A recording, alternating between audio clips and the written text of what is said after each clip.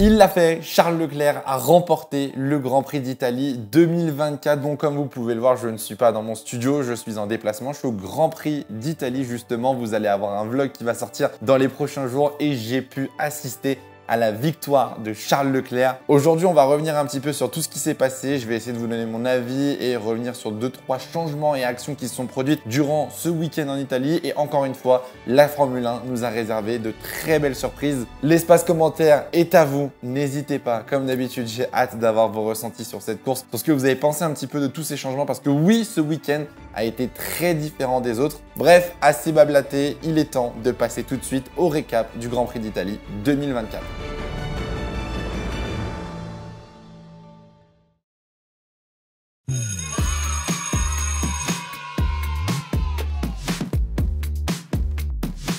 Bon, même si je suis pas chez moi et que j'ai un décor un petit peu différent, on va garder le même format et on commence par le conseil de classe du Grand Prix d'Italie 2024. Et on va commencer ce conseil de classe avec un nouvel élève, et oui, Franco Colapinto, le remplaçant de Logan Sargeant chez Williams. Alors l'annonce a été faite juste avant le Grand Prix d'Italie, mais oui, Logan Sargeant ne terminera pas la saison. Il a été remplacé par un pilote de Formule 2 qui passe donc en Formule 1 pour les 9 dernières courses de la saison 2024. Ce pilote fait partie de l'académie Williams, on va en parler juste après dans le récap, mais je voulais juste lui donner mes félicitations pour une première. Il a fait une excellente course, pas d'erreur. Il a effectué son rôle à merveille. Je trouve qu'il a même été plutôt bon, sur un circuit qui correspond plutôt bien à la Williams, certes. Mais voilà, je trouvais ça vraiment très bien de sa part pour une première en Formule 1. Donc je me tenais vraiment à souligner justement cette performance de Franco Colapinto. Deuxième conseil de classe, on continue dans le positif avec Charles Leclerc. On va en reparler là aussi pour le récap, mais félicitations à Charles Leclerc qui a encore une fois fait vibrer les tifosi, qui a fait vibrer le monde de la Formule 1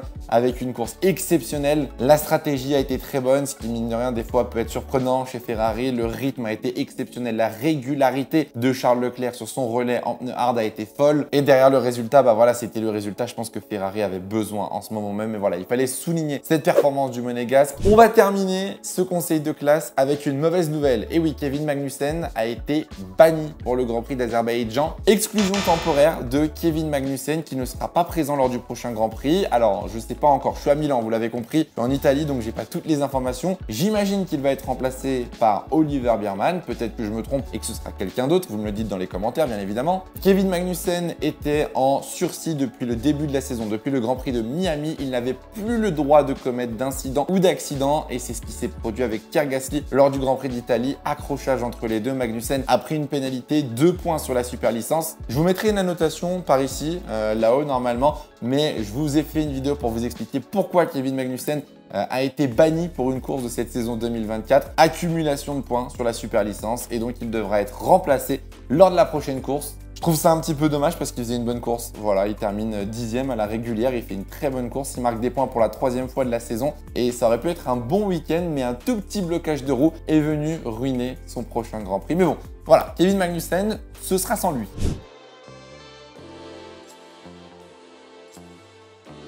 Bon, on va commencer ce récap du Grand Prix d'Italie 2024 par la grosse annonce de ce week-end. Andrea Kimi Antonelli roulera donc chez Mercedes en 2025 aux côtés de George Russell. Alors, on vous a prévu une vidéo sur Andrea Kimi Antonelli qui sort mercredi, si tout se passe bien, pour revenir justement sur ce parcours et cette situation assez inédite en Formule 1. Aujourd'hui, on va se concentrer principalement sur ses premiers tours de piste, car oui, il a effectué sa toute première séance d'essai libre en Formule 1 avec la voiture justement de George Russell et ça s'est pas passé comme prévu, on va être honnête. Après seulement 3 tours en séance d'essai, Andrea Kimi Antonelli est parti à la faute dans la parabolica et est venu exploser la voiture de son futur coéquipier dans le mur de pneus. Plus de peur que de mal, honnêtement. Une erreur assez bête, une erreur de débutant un petit peu trop agressif sur un début de séance d'essai. Le problème, c'est qu'il a fait cet accident la veille de son annonce et que tout le monde attendait énormément de voir ce qu'Antonelli avait dans le ventre. Tout le monde voulait voir justement ce que Antonelli pouvait prouver au volant d'une Formule 1. Moi, je pense qu'il faut quand même y aller mollo sur les critiques d'Antonelli. Alors oui, l'erreur, elle est toute bête. Pour ceux qui n'ont pas suivi, surchauffe des pneus arrière, un tour beaucoup trop agressif. Voilà, il était vraiment à fond dans tous les virages. Il arrive dans la parabolica, les pneus sont bouillants, surchauffe et perd le contrôle de sa voiture. On est tous d'accord que l'erreur est stupide et que c'est surtout pas le bon moment pour faire ce genre d'erreur. Mais ce qu'il faut retenir, c'est qu'il avait un très bon rythme. Il a été capable directement de pousser la voiture dans ses limites et d'aller chercher directement des chronos, Toto Wolff a fait une petite blague que je trouve assez moyenne quand même, mais Toto Wolff a dit qu'il valait mieux pouvoir le ralentir que de le faire accélérer, ce qui est pas faux, mais ce qui est aussi bien, c'est qu'il la mette pas dans le mur. Qu'on soit bien d'accord, on n'a pas envie d'avoir un pilote qui roule très vite, mais qui casse une voiture sur deux. Je pense qu'Antonelli s'est juste fait piéger, voilà, par plusieurs facteurs, peut-être la pression aussi, mine de rien, à 18 ans, faire une première séance d'essai n'est pas offert à tout le monde. Beaucoup de personnes ont été très dures avec Andrea Kimi Antonelli. Moi, je tiens quand même à rappeler qu'il lui reste une saison encore en 2025 pour vous prouver réellement ce qu'il vaut au volant d'une Formule 1. Je vais pas trop m'étaler sur ce sujet, je vous l'ai dit, on a une vidéo prévue mercredi, donc activez bien la cloche, abonnez-vous si ce n'est pas encore fait et on en parlera bien plus en détail dans quelques jours.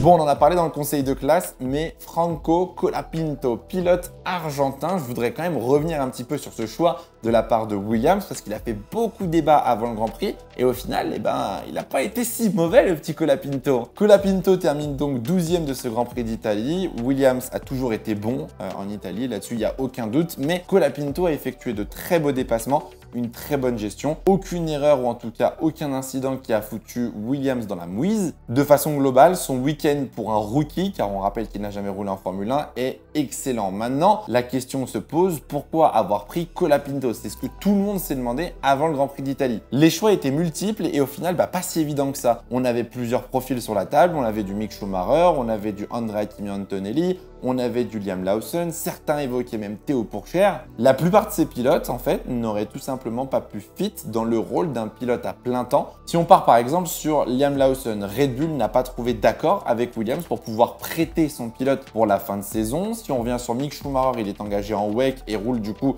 avec Alpine, donc compliqué de trouver du temps pour être full-time pilote de F1. Et puis des Théo Pourchaire ou par exemple des Felipe Drugovich, malheureusement ne font pas partie du giron de l'Académie Williams, donc aucun intérêt d'aller chercher ailleurs quand vous avez un jeune pilote prometteur et surtout qui ramène de l'argent. Parce que oui, Colapinto, peut-être qu'il est bon, mais Colapinto il ramène énormément de sous. Les premières estimations de ce budget ramenées par Colapinto sont avec les sponsors qui arrivent au fur et à mesure de 4 millions. C'est quasiment équivalent à la casse de Logan Sargent depuis le début de l'année. Donc oui, Colapinto a été un choix de facilité. Oui, Colapinto a été un choix parce qu'il fait partie de l'Académie Williams, parce qu'on connaît le pilote, parce qu'il avait déjà son baquet, connaissait la voiture, mais surtout parce qu'il ramène aussi de l'argent. Maintenant, je vous pose une question. Est-ce que ramener de l'argent est un problème si vous performez derrière? Moi, je ne pense pas. Je pense qu'au contraire, c'est même un avantage pour une écurie comme Williams qui veut se développer. Pour ceux qui n'ont pas suivi, Colapinto fait juste les 9 dernières courses de la saison et l'année prochaine retournera probablement en F2, mais c'est cette occasion-là qui est en or pour lui. C'est le moment de prouver au final son talent, ses capacités.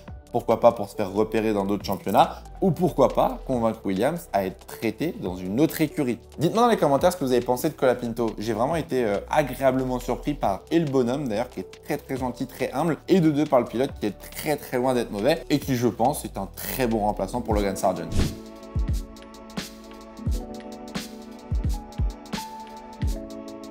Bon, on va parler de ceux qui ont un petit peu déçu ce week-end. Il y en a deux qui ont retenu mon attention au circuit de Monza, c'est McLaren et Red Bull. On va commencer par McLaren très rapidement. La voiture avait l'air top. Première ligne, pole position pour Lando Norris. Tout le monde se demandait si Norris allait tenir avant le premier virage. Résultat, oui, il a tenu jusqu'au deuxième. Mais derrière, encore une fois, je trouve que McLaren s'est pris les pieds dans le tapis. Alors, on est tous d'accord. Oui, McLaren n'avait peut-être pas la voiture pour faire une stratégie à un arrêt. Néanmoins, on se retrouve dans un premier tour où Piastri et Norris sont à deux doigts de s'accrocher. Norris est obligé d'éviter un magnifique dépassement d'Oscar Piastri, mais qui lui fait perdre une position en plus avec Charles Leclerc. On rappelle que Norris pourrait potentiellement jouer le titre pilote cette année, sauf que là, j'ai vraiment pas l'impression que McLaren ait pris cette décision. Je pense que McLaren est encore dans une optique de laisser les deux pilotes se battre, ce qui est vraiment dommage. Imaginez seulement si Norris était resté premier au premier tour et que Piastri avait entre guillemets protégé ou n'avait pas dépassé Lando Norris,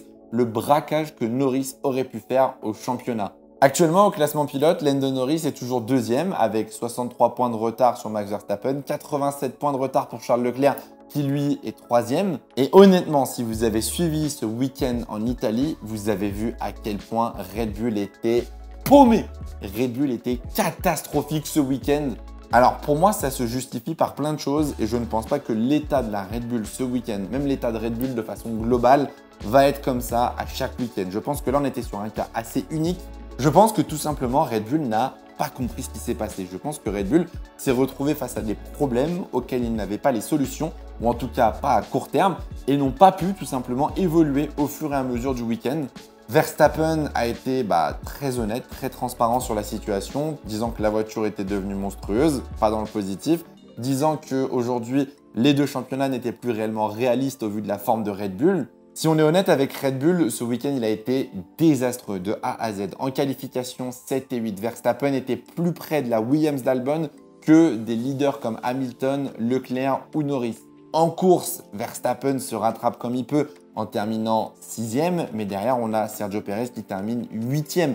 McLaren a fait un énorme gain au championnat constructeur. Red Bull, certes, est toujours en tête du championnat constructeur, mais pour combien de temps? Avec 8 points d'écart avec McLaren, 39 avec Ferrari. J'ai du mal honnêtement à voir Red Bull terminer deuxième cette année. Red Bull est en train de tout perdre sur cette deuxième partie de saison. Je pense qu'aujourd'hui, c'est plus qu'une question de temps pour que et McLaren et Ferrari les dépassent. Dites-vous bien qu'on arrive sur des circuits qui ne vont pas non plus énormément aider Red Bull. Singapour l'année dernière avait été très compliqué pour et Verstappen et Perez. Bakou en général, Red Bull fonctionne bien, mais les concurrents aussi, donc attention. Vraiment, moi je pense que le triple header en octobre avec le Brésil, le Mexique et le quota va être extrêmement important et le moindre faux pas dans ce triple header pourrait être crucial au championnat. Je pense que je vous ai assez posé la question de est-ce que vous pensez que Verstappen va perdre le titre? Est-ce que Norris, etc. Moi, je vous donne mon avis. Pour moi, Verstappen et Red Bull sont en grand danger et risquent de perdre les deux titres. À ce rythme-là, je ne vois pas comment Verstappen pourrait remporter le championnat 2024 et Red Bull le constructeur. Ça me paraît tout simplement impossible.